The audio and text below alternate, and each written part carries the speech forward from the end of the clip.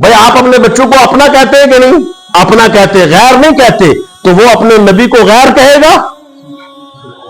یہ بھی لوگوں کو سمجھ نہیں آئی، کہتے ہیں اللہ کے علاوہ سب غیر ہے۔ نہ سب غیر نہیں ہے، تمہیں کیا معلوم غیر اللہ کیا ہوتا ہے؟ حقیقی معنی پہ معمول نہ کرو، سمجھو اس کو، ایک ہے اللہ، اور اس اللہ کے بعد اس کا حبیب اللہ، رسول اللہ، انبیاء اللہ، اولیاء اللہ، یہ ان کی بڑی حیثیت ہے جو اللہ نے انہیں عطا فرمائی ہے۔ اور یہی وجہ ہے کہ اسی آیت کے بالکل مان بات فرمایا کہ مدد مانگنی ہے تو مانگو، پہلے کہو یا اللہ صرف تجھ سے مدد چاہتے ہیں، اور ساتھ ہی کہو اہدنا الصراط المستقیم، یا اللہ سیدھے راستے پر مدد کر، چلا سیدھے راستے پہ، اور ساتھ ہی کہا یہ بھی کہو صراط الذین انعمت علیہم، یا اللہ سیدھے راستے پہ چلا، تے نبیاں دے وسیلے نال، نبیاں دی مدد نال، ولیاں دی مدد نال، صالحین دی مدد نال، نیکاں دی مدد نال سیدھے راستے پہ چلا، یا اللہ سیدھے راستے پہ چلا، مگر صراط الذین انعمت علیہم سنو یا رسول اللہ مدد کہنا پڑے، رسول اللہ دے رستے تے چلا، انبیاء اللہ دے رستے تے چلا۔ دنیا کہہ دیئے یہ مدد بندے خدا کے بندے مدد کا رب کہندا ہے۔ جس آیت کی فرمانا نے کہ آنکھوں صرف تجھی سے مدد چاہتے ہیں، اسی آیت دے آگے کہندا ہے سیدھے رستے دی مدد منگو اللہ کو لو، تو مددگار پیدا کرے گا اللہ کون؟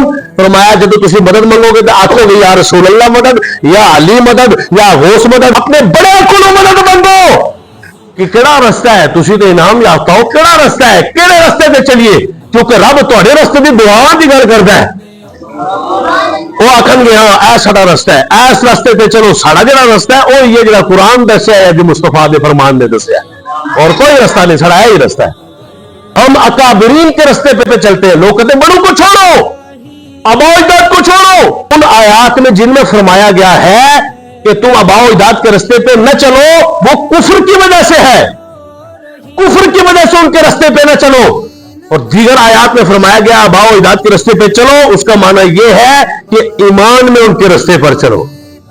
ایک اور آیت کریمہ سورۃ البقرہ آیت نمبر 133 اللہ تبارک و تعالی ارشاد فرماتا ہے، حضرت یعقوب علیہ السلام اپنے بیٹوں کو جمع کرتے ہیں اور جمع کر کے سب کو فرماتے ہیں ما تعبدون من بعدی، بتاؤ تم میرے بعد کس کی عبادت کرو گے؟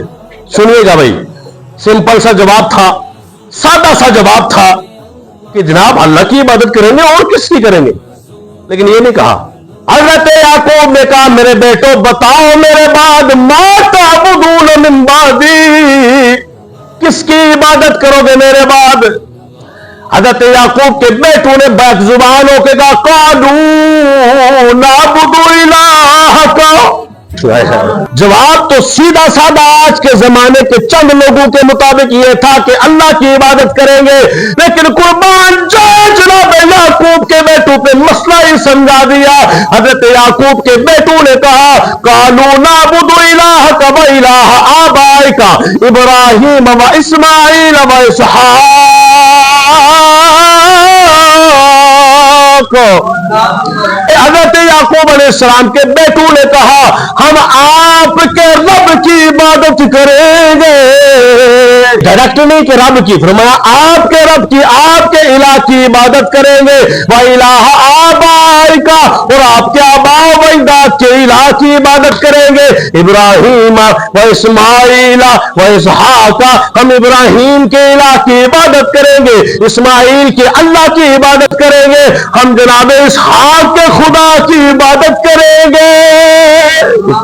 بات یہ سمجھ آئی، وہ کرنی ہے رب کی عبادت، لیکن کیسے کرنی ہے؟ بیچ میں وسیلہ نبیوں کا ڈال دینا ہے۔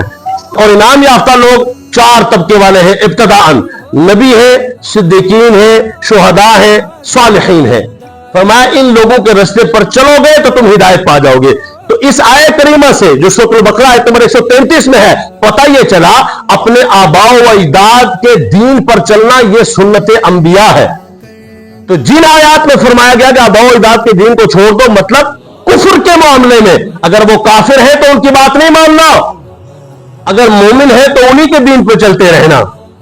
ये है वमन युशाक़िक़िर रसूल मिन बअदि मा तबय्यन लहुल हुदा व यत्तबि गैर सबीलिल मुमिनीन नुवल्लिहि मा तवल्ला व नुस्लिहि जहन्नम व साअत मसीरा। सूरह निसा की आयत नंबर 115 में फरमाया कि जो रसूलुल्लाह की मुखालफत करते हैं इसके बावजूद कि उन पर हक वाज़े हो गया, वत्तबि और वो इत्तबा करते हैं किसकी?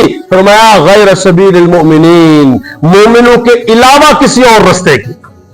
एक रास्ता था तुम्हारे बड़ों का, तुम्हारे मोमिनीन का, तुम्हारे बुजुर्गों का, तुम्हारे अकाबरीन का, 14 सदियों के उलमा का, सुलहा का। वो रास्ता छोड़कर जो नया रास्ता अपनाते हैं वो लोग क्या है? फरमाया गैरिल मग़दूबि अलैहिम वलद्दालीन, वो है दाल और मुदिल, वो गुमराह भी है, गुमराह कुन, गुमराह गर, गुमराह करने वाले भी है। और अफसोस ये है आज 14 सदियों के जमाअत को छोड़कर जो फिरका बना ले वो कह रहा होता है हम फिरका वारियत किसे पनाह मांगते हैं। सुभान अल्लाह, मैं सदके मैं कुर्बान। अंदाजा लगाएं, जो 14 सदियों के तबका जमात अहले सुन्नत से हट जाए और उस नहज से, उस रास्ते से हट जाए और उस दीन, उस इस्लाम और उस कुरान और सुन्नत को छोड़ दे, वो कह रहा होता है कि जी ये देखो जी फिरका वारियत से हम पनाह मांगते हैं जी, ये मौलवी फिरका वारियत फैला रहे जी, फिरका वारियत पे लानत भेजो। सुभान अल्लाह, फिरका अपना बना लिया तुसी आपे जमात को कट के ते फिरका वारियत पे लानत, यानी अपने उत्ते ही लानत भेजी जा रहे हो। यानी शर्म की बात है। याद रखो जो 14 सदियों का अकीदा है, जो 14 सदियों का नजरिया है, उस नजरिए पर आंच नहीं आने देंगे। और इंशाअल्लाह सुबह क़यामत तक हुजूर ने फरमाया ये तबका वो है, ये गुरोह है अहले सुन्नत व जमाअत जो हमेशा हक पर कायम रहेगा। और मन शज़्ज़ शुज़्ज़ फिन्नार, जो इससे अलग हुआ वो जहन्नम चला गया। और मैं अलैकुम बिसुन्नती, तुम पर सुन्नत लाजिम है। सुन्नत लोग कहते हैं ये अहले सुन्नत व जमात कहां से है? भाई ये कुरान पाक से है। यौम तबयद्दु वजूहुम व तस्वद्दु वजूह, फरमाया उस दिन कुछ चेहरे काले होंगे, कुछ चेहरे चमकदार होंगे। हजरत अब्दुल्लाह इब्न अब्बास पहले कुरान पाक के मुफस्सिर है, आप फरमाते हैं इस आयत करीमा की रोशनी में यौम तबयद्दु वजूहुन अहले सुन्नत वल जमाअह, जिनके चेहरे क़यामत वाले दिन चमकते होंगे वो अहले सुन्नत व जमाअत होंगे। नूरे आंखों पे तो चेहरों पे उजाले होंगे। जो हदीस बुखारी को गलत तर्जमा, गलत तशरीह करते हैं, नाऊज़ बिल्लाह, हज़रत उस्मान पे जनाबे वाला ये इल्जाम लगाते हैं, वो कहते थे खारजियों के पीछे भी नमाज जायज है। अस्तग़फिरुल्लाहिल अज़ीम, वो लानती, वो मलऊन भी क़यामत वाले दिन नूर वाले नहीं होंगे। यौम तबयद्दु वजूहुन, चेहरे चमकदार होंगे। नूर आंखों पे तो चेहरे पे उजाले होंगे। मुस्तफा वाडू के अंदाज निराले होंगे। पता ये चला कि जब भी तुमने सिराते मुस्तकीम पे चलना है, अल्लाह का आर्डर ये है मेरे रास्ते पे चलो। ये दुआ नहीं करनी सिरातल लज़ीना अनअमता अलैहिम, दुआ करनी है या अल्लाह तू उस रास्ते से चला जिन्हां ते तू इनाम किता है। जिन्हें लोग गैरुल्लाह कहने ते तू औलिया अल्लाह कहने, जिन्हें रब हबीबुल्लाह कहे तू गैरुल्लाह कहता है, जिन्हें अहलुल्लाह कहे तू गैरुल्लाह कहता है, जिन्हें औलिया अल्लाह कहे तू गैरुल्लाह कहता है। तो सुन, काबा के रब की कसम है अल्लाह ताला तुझे गैरिल मग़दूबि अलैहिम वलद्दालीन कहता है। अल्लाह ताला फरमाता है मदद मांग मुझसे, और कैसे मांग? सिर्फ तुझे ही से मदद चाहता हो। और साथ ही फरमाया कैसे चाहता हो? इहदिनस सिरातल मुस्तकीम, सीधे रास्ते पे चला। या अल्लाह किਵੇਂ चलना है? आके आगे दुआ कर, सिरातल लज़ीना अनअमता अलैहिम, या अल्लाह हमें सीधे रास्ते पर चलने की मदद दे। किससे? इनाम याफ्ता लोगों के जरिए मदद दे। यानी गैरुल्लाह से मदद मांगने का तो कुरान आर्डर देता है, जिस आयत से मना करते हैं उसी के आगे मदद का आर्डर है। पता चला अल्लाह तबारक व तआला ही मददगार है, लेकिन मदद कभी अंबिया के वसीले से करता है, कभी नबियों के, कभी वलियों के वसीले से करता है, और कबूल भी इसी ही को करता है, पसंद भी इसी को करता है। बात अल्लाह की है कि अल्लाह ताला को भी मानना है और अल्लाह की माननी है। ये बंदे नहीं अल्लाह जानता है, ला यालमुल गैब इल्लल्लाह, अल्लाह कुरान में कहता है अल्लाह किसी का कोई याद नहीं जानता। और मैंने कहा ये अल्लाह ने फरमाया कोई नहीं जानता, पर ये भी फरमाया है तिल्का मिन अंबाइल गैबि नूहीहा इलैक, ऐ महबूब हम आपको गैब का इल्म अता फरमाते हैं।